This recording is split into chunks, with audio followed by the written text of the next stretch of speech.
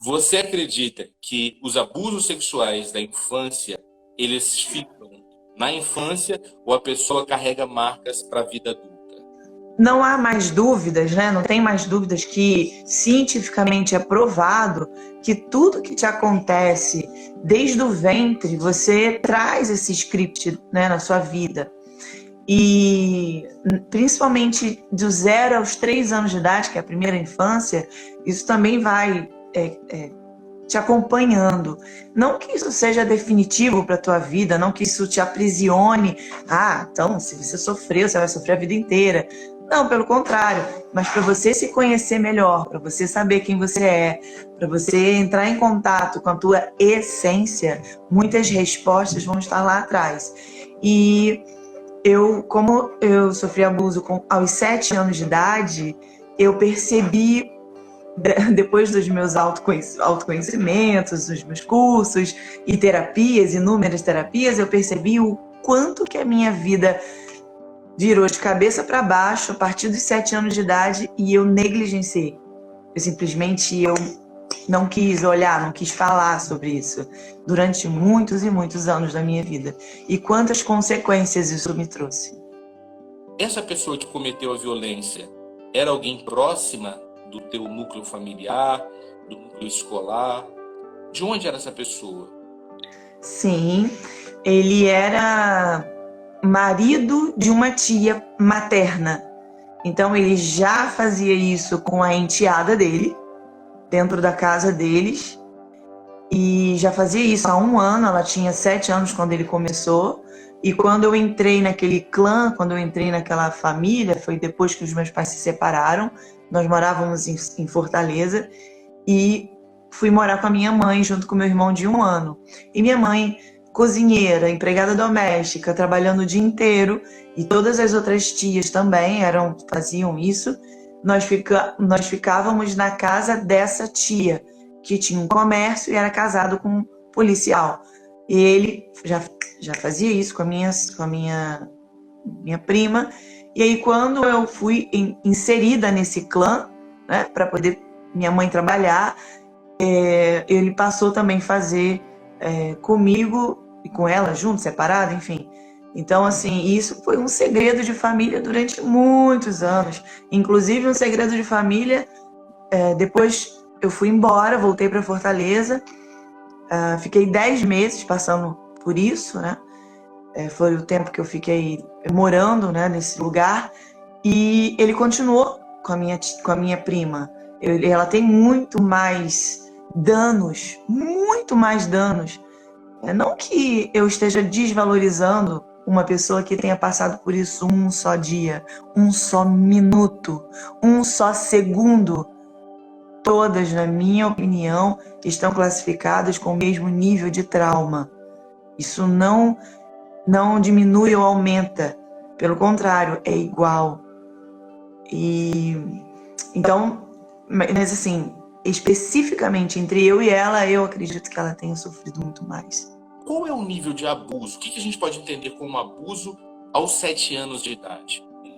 Inicialmente, eu gostaria de te falar que todas as mulheres ou homens que passam por isso, existe um único sentimento que tem muita ressonância um com o outro, independente da história, chamada culpa.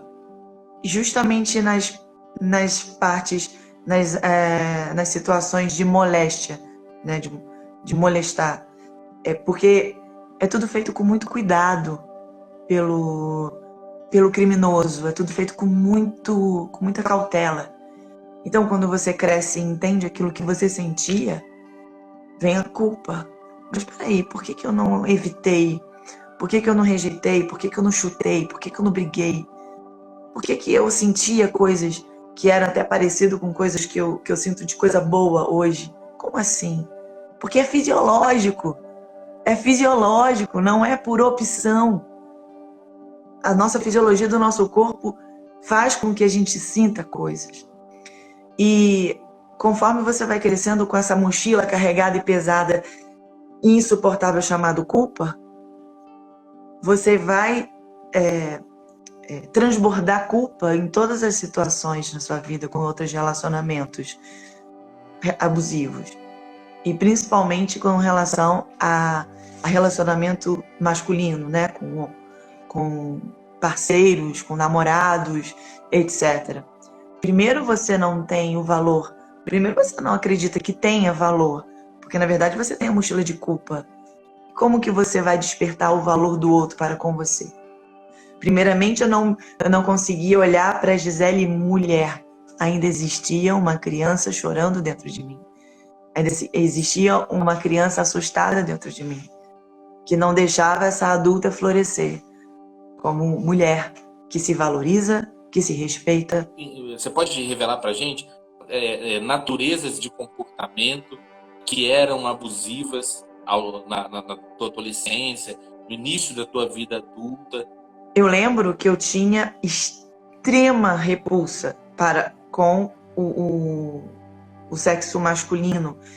Eu era uma adolescente muito sorridente, muito alegre, muito feliz, e eu olhava assim, quem olhava pra mim assim, nossa, aquela menina ali, ela é muito dada.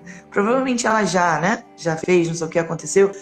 E eu brincava de bater nos garotos, eu batia muito nos garotos, era uma brincadeira inocente. Só que não, era uma possibilidade de me defender, né? De me proteger, de manter uma certa distância. E eu demonstrava que eu era uma menina mulher. Só que não, eu era uma menina mesmo. E quando eu fui ter a minha primeira relação, essas coisas assim, era muito ainda inocente aqui na minha cabeça. E rapidamente eu tive uma gravidez com 18 anos. Então além de bem depois das minhas colegas de escola, eu ainda por cima não tive maturidade e engravidei precocemente e tive consequências para essa gravidez de não conseguir ter maturidade, não conseguir ter força. Isso é uma consequência absurda que eu coloco sim na conta do abuso. Isso é uma das consequências. Gisele, nesse sentido, olha só, tem até uma participação aqui da Lívia. Ela falou o seguinte: por que as vítimas de abuso sexual não revelam? Ok. Eu acredito, eu vou falar agora por mim, né? E que tem uma grande ressonância também com as pessoas que eu já atendi. Eu acredito de verdade que seja culpa, culpa, culpa e culpa. E eu posso falar que aconteceu comigo 30 anos depois do meu abuso? 30 anos depois, eu denunciei. Eu denunciei não para me vingar. Eu denunciei não para eu ser a vítima, mas para auxiliar uma criança que era de convívio dele e que poderia estar passando pela mesma coisa que eu passei. E eu tomei coragem e falei, botei para fora aquilo que era segredo, aquilo que eu achava que eu já tinha superado. Afinal de contas, eu sou uma pessoa muito bem resolvida, eu falava. E quando eu denunciei, o Ministério Público comprovou, através de estudos com psicólogos, que essa menina realmente estava passando por isso, pelo mesmo abusador que eu. 30 anos depois. Me fala uma coisa aqui. Quando você fez essa denúncia, a sua família sabia dessa história? Meu marido sabia. Minha família sabia. Sua mãe, pai, a esposa desse abusador? Mas era tabu, era segredo, era proibido, né, falar. Ou isso já é muito pequeno, deixa isso pra lá. O cara tem uma profissão que deveria proteger as pessoas, né? Então não vai dar em nada isso. Hã? Ele teve algum tipo de punição pela justiça? Olha, sabe de uma coisa? Ele foi condenado judicialmente, mas ele não teve nenhuma punição prática. Mas eu acho que a pior punição que ele recebeu foi ele, né, pessoalmente, foi o afastamento dessa criança. Sim. E a desmoralização. Como é que é? Obrigada.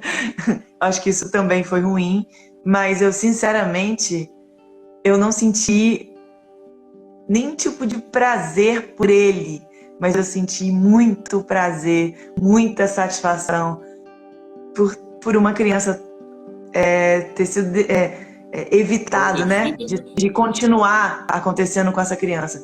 Foi realmente uma satisfação maravilhosa que eu senti quando eu soube pelas psicólogas que tinha realmente, de fato, acontecido com ela. Eu fiquei assim, ai, que bom, que delícia. Podia ter sido eu, né? Podia ter sido minha filha, podia ter sido Alguém qualquer podia ter feito isso por pessoa. você lá atrás também, né? É. Olha só, a Lara Tineri, ela coloca o seguinte, foi perguntado sobre essa questão, por que as vítimas não denunciam, e ela diz o seguinte, muitas vezes pode ser por culpa e medo de ser julgada, porque a vítima acaba sempre que saindo como culpada pelo abuso. Sim, é aquilo que eu te falei. O abusador, ele chegou a falar, quando a coisa veio à tona, nós já éramos adolescentes. E foi a minha prima, que continuou sendo abusada, que conseguiu falar, verbalizar, desarrolhar aquilo dentro dela, que ela não aguentava mais.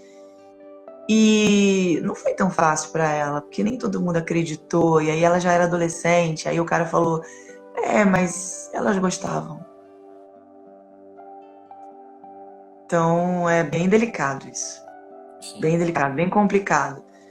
E existia também assim a negligência familiar por medo, por insegurança, né, de não levar isso à frente, de não denunciar. Então, por medo da pessoa. Foi bem difícil. E quando eu denunciei, foi bem difícil também. Recebi ameaças, né, indiretas e até diretas também. Meu marido ficou bem chateado. Bem chateado. E você, de alguma maneira, acaba entrando em contato quase diariamente, imagino, com histórias muito semelhantes às suas. Quem é essa mulher ou esse homem que te procura? Em que fase da vida eles estão? E, principalmente, qual foi o motivo que fez a pessoa querer desenterrar uma história que, às vezes, é tão remota? Eu atendo jovens que já passaram por isso. Eu atendo pré-adolescentes, adultas e idosas, Fábio. E idosas. Idosas. E quando elas vão para o meu consultório, dificilmente elas têm esse problema na ponta da língua, viu? Não é bem assim como a gente imagina. Elas levam outros problemas que são mais visíveis aos olhos delas, problemas físicos. Por exemplo, vou dar um exemplo para você. Atendi uma mulher com problemas de ressecamento vaginal. E ela era jovem para aquilo, então o médico não sabia, não conseguia entender por que ela estava com aquele sintoma. E qual seria a vantagem biológica de eu ter esse ressecamento? É de manter a distância, repulsa, não facilitar a vinda, né, daquela pessoa, ou daquele contato físico. E quando eu ia conversando e perguntando quando começou, como foi, e aí ela foi falando, e aí a gente foi indo para trás, de repente, pum, abuso sexual. E depois abuso na vida adulta. E depois violência. E aí agora que ela tá com um relacionamento super maravilhoso, com um marido novo, que ela é apaixonada, que ela é maravilhosa, que ela tá lá vivendo um conto de fadas, finalmente alguém que valorizasse ela, tal. Algum gatilho desperta aquilo que estava lá atrás, quietinho, sem ninguém tocar, e aí o corpo dela expressa esse problema que ela não quis falar. Então, Fábio, infelizmente, as mulheres não têm isso como número 1 na lista de prioridades de poder solucionar, resolver, ficar livre. Isso realmente vem por consequência no meio da sessão. E aí eu ouço uma senhora de 86 anos falando: minha filha, eu nunca contei isso nem pro padre. Eu nunca contei isso nem pro meu médico, eu nunca contei isso para ninguém, o que eu tô falando. 4 pessoas tocaram em mim na minha infância. 4 pessoas. E que tipo de libertação essa mulher tá fazendo antes dela morrer? Que tipo de alívio, sabe, assim? Me emociona isso. Ela sorria. De alegria, sabe? Ai, Gisele, eu tô aliviada por falar isso. Eu pensei que eu fosse morrer levando isso comigo. E aí a gente se abraça e beijo. E eu fico super me sentindo livre junto com ela. Eu fico imaginando, assim, quanto de peso você tirou dessa mulher. Quanto de leveza você trouxe para a vida dessa mulher. Mais que isso, eu imagino quantos anos de vida você trouxe para essa mulher. Eu imagino que ninguém abra a porta, sente diante de você e já vai libertando isso. Eu imagino que possa ser uma construção de muitas sessões até a pessoa conseguir prospectar essas histórias que, de tão guardadas dentro de si, a pessoa imaginou que elas nem existissem mais, que fosse talvez só uma fantasia, um sonho ruim, sabe? Como se dá, onde você percebe que se dá a maior dificuldade para poder tocar nesse assunto? Então, Fábio, a maioria dos meus atendimentos, elas são de uma única sessão. Por incrível que pareça, tudo isso acontece numa única sessão. Impressionante. De aproximadamente 2 horas. E uma pequena fatia desse bolo de 100%, 20%, eu posso te dizer que somente 20% dão continuidade aos atendimentos de mediação física e emocional uma vez por semana para cultivar aquilo que foi encontrado. E eu não substituo o psicólogo, eu não substituo o psiquiatra, eu sou uma mediadora físico-emocional, sou uma fisioterapeuta que cuido do corpo e das emoções. Eu quero deixar isso muito claro. Gisele, o seguinte, eu queria uma curiosidade. Nessa sua jornada de atendimentos, você atendeu muitas pessoas que foram abusadas na infância. Você já atendeu algum abusador? Nossa, que pergunta! Que pergunta! Já. Como eu que atendi. Foi para você, assim? Eu atendi. Com a Gisele criança, como é que foi? Eu atendi um abusador, mas ele não confessou que foi um abuso de criança. Mas ele era um abusador de adultos, né? E confessou várias coisas nesse nível. Então eu respirei fundo e me desidentifiquei. O que é essa palavra? Quando a gente se identifica com alguém, a gente não se identifica só porque você é legal. Nossa, eu me identifiquei tanto com você, Fábio. Porque quando você palestrou lá no curso do Vicente Falcão, lá em Vitória, e a tua história, nossa, eu me identifiquei tanto com você, eu gostei tanto do que você falou. Ok, moleza, identificação por positividade, por elogios, por coisa boa. Mas a identificação pela dor, ela te sequestra, ela te rouba, ela te tira de dentro de você. Então, nesse momento, é muito importante você se desidentificar da dor do outro, porque uma pessoa que abusa da outra, um dia também foi abusado, provavelmente. Provavelmente foi vítima lá atrás. E aí, de forma inconsciente, repete a dose com pessoas inocentes. Agora, como julgar? Como julgar? Como crucificar? Como colocar um dedo para essa pessoa que é tão humano quanto eu? Como inocentar também uma pessoa dessa? Como justificar? Como relativizar isso? É uma linha tênue, Fábio. Então ali eu só fiz o que eu faço sempre com todo mundo. Servir de um grande espelho para que ele pudesse sair da boca dele as respostas que ele queria ouvir de mim. E que respostas saíram da boca dele? as respostas foram de autorresponsabilidade. Ele resgatar aquilo que um dia que fizeram com ele, e a incapacidade dele de vetar, a incapacidade dele de não transbordar dor para o outro. A gente só dá para o outro aquilo que transborda de si. Se é amor, amor encostará em você. Se é dor, dor encostará em você. E o arrependimento, vergonha, frustração que ele sentiu ali, não foi o meu dedo apontando para ele, e sim a capacidade dele de se ver, de se enxergar nesse grande espelho que é a mediação física e emocional. Você hoje, se você atribuir uma porcentagem de cura, qual a porcentagem de cura que a Gisele criança, que você conseguiu curar da sua criança que foi abusada? Quando você olha hoje para a Gisele adulta olhando para a Gisele criança, qual a porcentagem de cura que você alcançou? Então, Fábio, eu acredito que todos nós sejamos cebolas. E a gente vai encontrando essas camadas mais externas e vai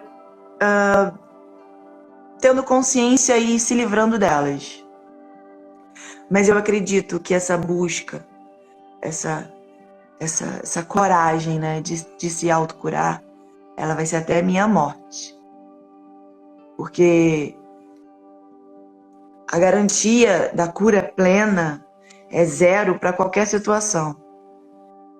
Eu não estou dizendo para você que eu vou ser vítima pro resto da vida. Mas eu estou dizendo para você que eu não sou livre, totalmente livre, isenta de reviver histórias de abusos de outros aspectos, de outros personagens. E mais, em outros níveis. Hoje, eu consigo visualizar, perceber coisas que lá atrás eu não conseguia. Mas eu me pego passando mais ou menos as mesmas coisas, mais ou menos as mesmas ciladas. Eu me pego pensando, lembrando das coisas que aconteceram lá atrás. Eu me pego tendo na intimidade com meu marido, eu me isentando e me aprovando, dizendo: você merece sentir prazer. Você merece ser inteira nessa relação. Você merece ser mulher, Gisele. Né? Então, existe esse... É igual a pessoas que sofrem de alcoolismo ou de drogas. Eles precisam o tempo todo, por hoje não, né? Então, agora eu tô falando de uma coisa ao contrário. Por hoje eu mereço sentir prazer, por hoje eu mereço ser mulher, por hoje eu mereço ser uma pessoa melhor, eu mereço me isentar, mereço ser inocente, eu era só uma criança, né? Então, existe a mente que mente ainda, falando pra você. Você é culpada de tudo, Gisele. Olha só, a pessoa parou de falar com você, você é culpada. Olha só, você decepcionou essa pessoa, você é culpada. Eu tô emocionada porque eu acabei de ver uma pessoa aqui nessa live que teve a coragem de denunciar o abusador da filha dela e que era da família dela. Ela tá aqui.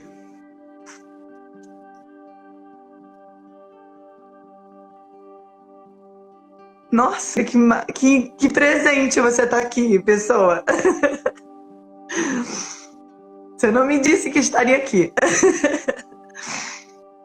Então, eu tô rindo. Sempre quando eu desmonto, assim, é porque a sensação, né, de libertação que você tem quando alguém é protegido... Gente, é a minha criança sendo protegida junto, sabe?